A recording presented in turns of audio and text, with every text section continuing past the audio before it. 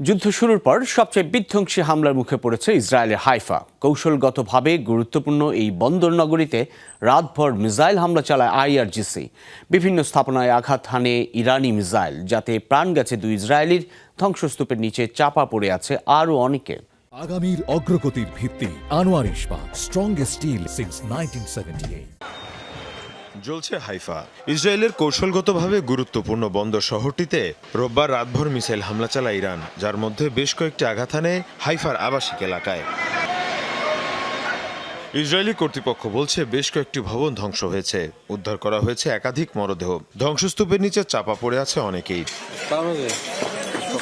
ইসরায়েলের হাইফায় চালানো ইরানের হামলাগুলোর মধ্যে সবচেয়ে ভয়াবহ বলা হচ্ছে এই হামলাকেই। এদিকে অপর একটি হামলা ইরানি মিসাইল আঘাত হানে তেল আবিবের পানি সংরক্ষণাগার এবং সুয়ারেজ লাইনে, যার কারণে পানিতে ভেসে যেতে দেখা যায় বিস্তীর্ণ এলাকা। ইরানের হামলার কারণে বাংকারে আশ্রয় নিতে বাধ্য হন অনেক ইসরায়েলি। এদিকে কুয়েতের সেনাবাহিনী জানিয়েছে তাদের আকাশ প্রতিরক্ষা ব্যবস্থা একাধিক ক্ষেপণাস্ত্র এবং ড্রোন হামলা প্রতিহত করেছে।